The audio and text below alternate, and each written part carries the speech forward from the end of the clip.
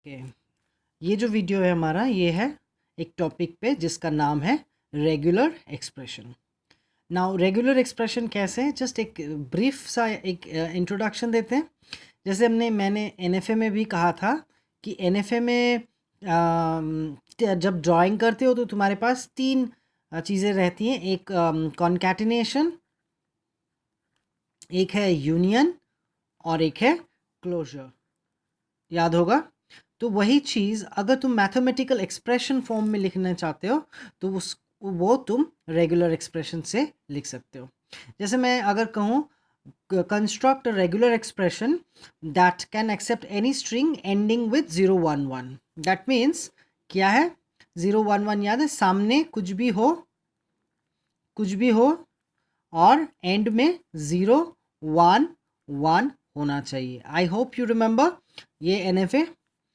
तो अगर इसी को हमें एक्सप्रेशन फॉर्म में लिखना है तो हम क्या लिखेंगे, 0 और 1। ये देखो, और 0 और 1 कुछ बुक्स में प्लस लिखते हैं, कुछ बुक्स में ऐसे भी लिखते हैं।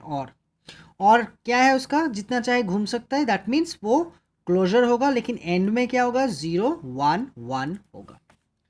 तो जिस प्रॉब्लम को मैंने कहा और उसका तुमने एक एनएफए बनाया था, उसी को अगर एक्सप्रेशन फॉर्म में लिख पाओ तो उसे हम रेगुलर एक्सप्रेशन कहते हैं। ठीक है। तो एक्चुअली हम लोग जब आगे जाके पढ़ने वाले हैं लैंग्वेज, रेगुलर लैंग्वेज, तो एक लैंग्वेज को रेगुलर तब कहा जाता है अगर उसके अगेंस्ट कोई भी एक फाइनाइट स्टेट मशीन, जैसे हमने पढ़ा है एनएफए या डीएफए, बना सकते हैं। या फिर दूसरे टर्म में ऐसा बोल सकते हैं कि रेगुलर लैंग्वेज वो होता है जिसको हम किसी भी रेगुलर एक्सप्रेशन के फॉर्म में लिख सकते हैं। Do you get this now, what is regular expression? अच्छा, तुम लोग को याद होगा कि तुम लोग फ्लो चार्ट भी बनाते हो, एल्गोरिदम भी। एल्गोरिदम क्या है? एल्गोरिदम कोई भी प्रॉब्लम स्टेटमेंट को अगर हम लिखें स्टेप बाय स्टेप, तो वो किस काम में आता है? प्रॉब्लम सॉल्विंग के काम में आता है। और फ्लो चार्ट वो क्या है? वो भी तो प्रॉब्लम सॉल्विंग। तो अलग अलग तरीके हैं किसी प्रॉब्लम को एक्सप्रेस करने के लिए। ठीक है। तो हर चीज़ हमें डायग्रामेटिकली करना पड़ेगा नहीं, हम ऐसे भी कर सकते हैं। तो I hope you got what is regular expression. तो अगर मैं एक फॉर्मल डेफिनेशन दूं तो रेगुलर एक्सप्रेशन, सपोज हमारा जो अल्फ़ाबेट सेट है वो 0 1 है। तो number 1 lambda, that is nothing. Phi, that is empty set. 0 1 is are regular expression. ये भी रेगुलर एक्सप्रेशन, ये भी। दूसरी बात, अगर आर एक रेगुलर एक्सप्रेशन है तो आर प्लस आर भी एक रेगुलर एक्सप्रेशन होगा, आर डॉट आर भी एक रेगुलर एक्सप्रेशन होगा, आर स्टार भी एक रेगुलर एक्सप्रेशन हो सकता है, या फिर ब्रैकेट ऑफ आर भी एक रेगुलर एक्सप्रेशन हो सकता है। एंड इनको इस्तेमाल करके जो भी बनाओगे वो एक रेगुलर एक्सप्रेशन हो सकता है। जैसे कि मैं कुछ एग्जांपल्स दे रहा हूँ।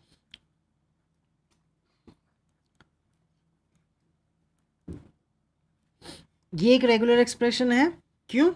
क्योंकि यहाँ क्या क्या सिंबल्स यूज़ किए हो, डॉट इस्तेमाल किया है तुमने, प्लस इस्तेमाल किया, ब्रैकेट, क्लोजर। अच्छा,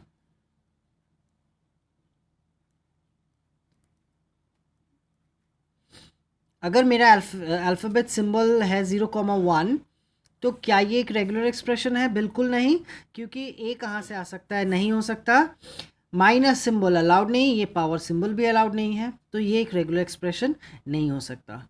ठीक है। तो रेगुलर एक्सप्रेशन उन्हीं को कहेंगे जो अल्फ़ाबेट सेट को, उन सिंबल्स का मिक्सचर कुछ भी बनाए, वहाँ क्या क्या सिंबल्स अलाउड है, ये प्लस, दैट इज़ जिसे हम यूनियन कहते हैं, ये जिसे हम कॉन्कैटिनेशन कहते हैं, ये जो क्लोजर है। अच्छा, वो भी तो हम लोग को पता है, इसमें और इसमें अंतर भी बताया था मैंने कि यहाँ पे लैम्डा दैट इज नथिंग भी एक्सेप्टेड होता है, यहाँ पे नहीं होता है, मिनिमम 1 लेंथ स्ट्रिंग होता है।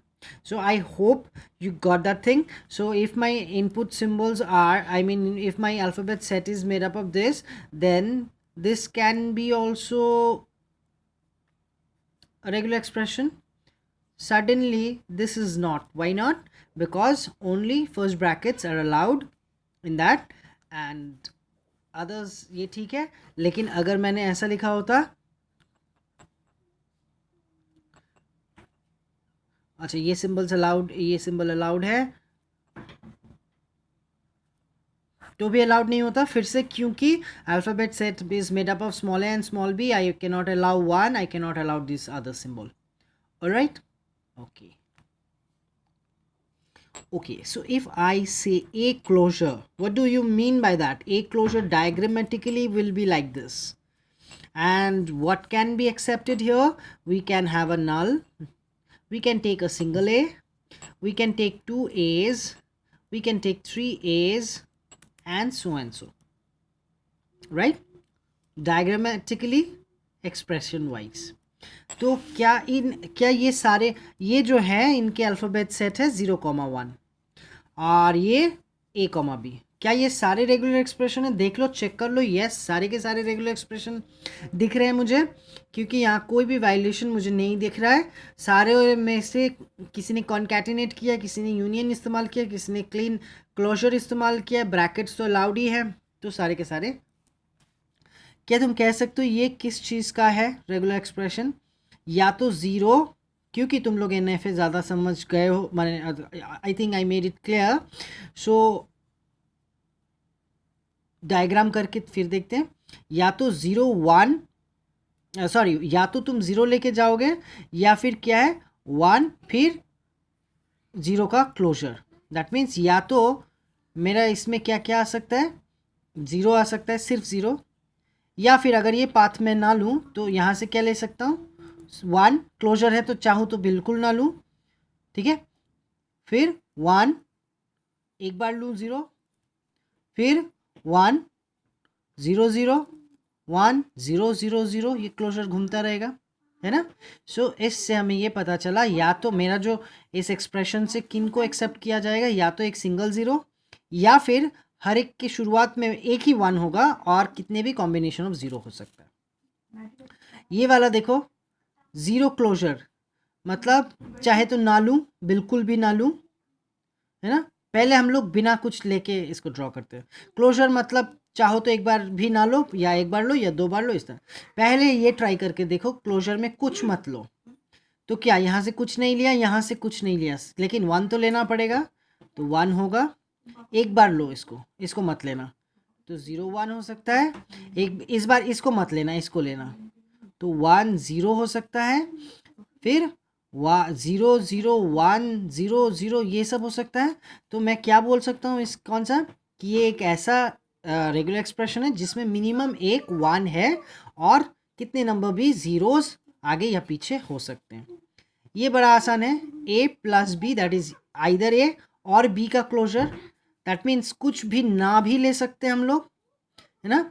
एक बार a लिख सकते हैं, एक बार b लिख सकते हैं। Of course you know this diagram a comma b, right. So what, एक बार भी नहीं ले सकते, एक बार a एक बार b ले सकते हैं, फिर जितने भी कॉम्बिनेशंस हो सकते हैं वो, है ना।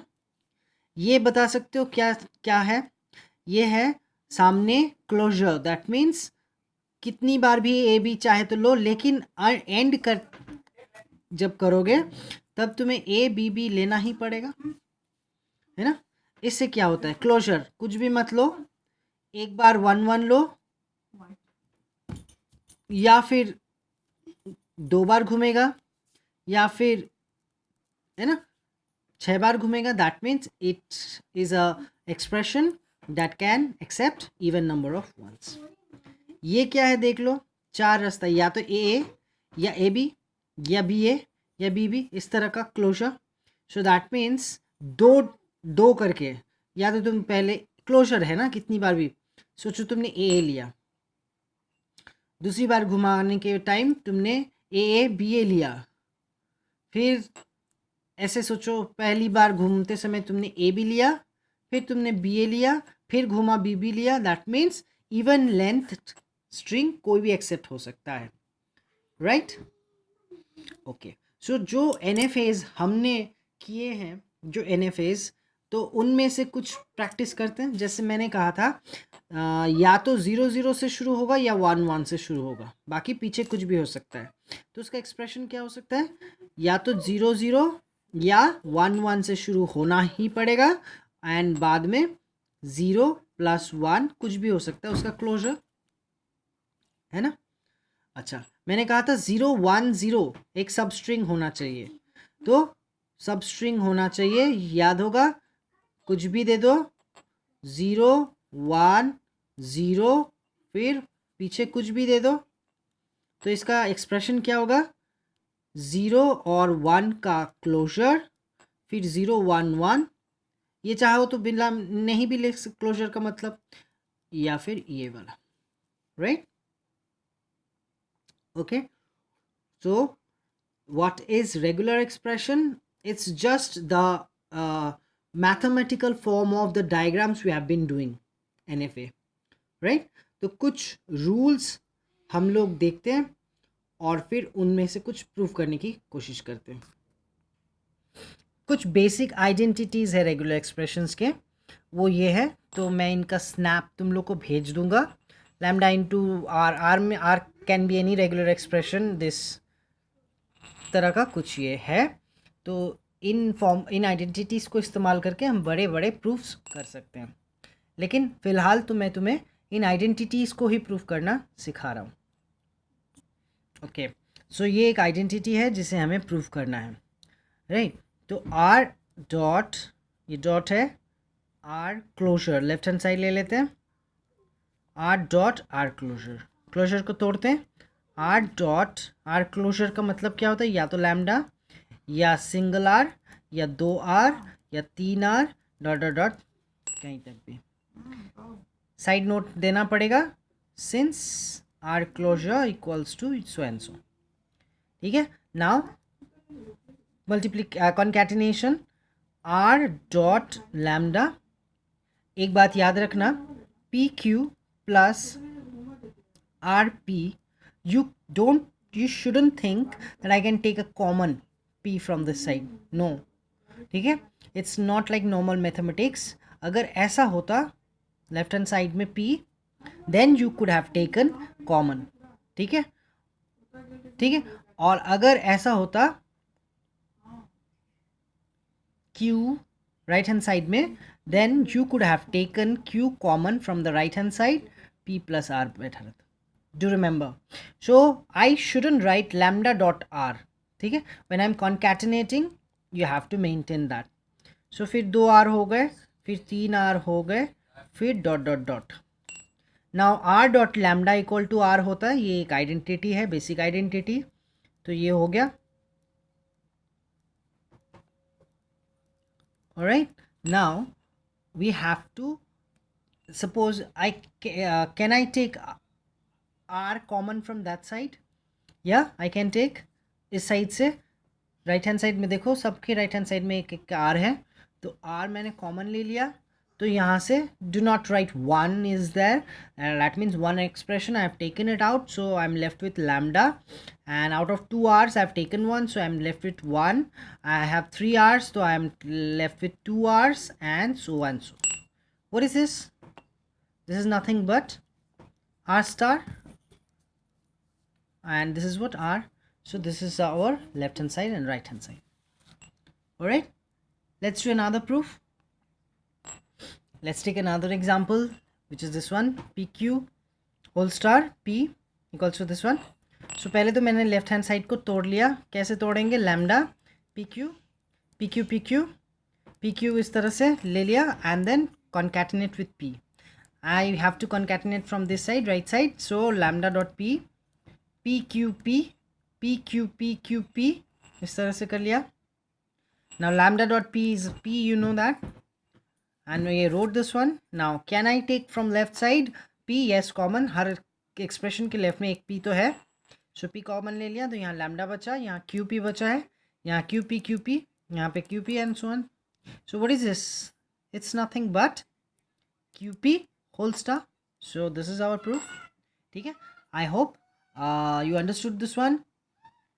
तो बाकी जो प्रूफ्स हैं सारे के सारे प्रूफ्स तुमसे नहीं होंगे, तो जो भी ट्राई करके हो सकता है please try those, I will send you the identities.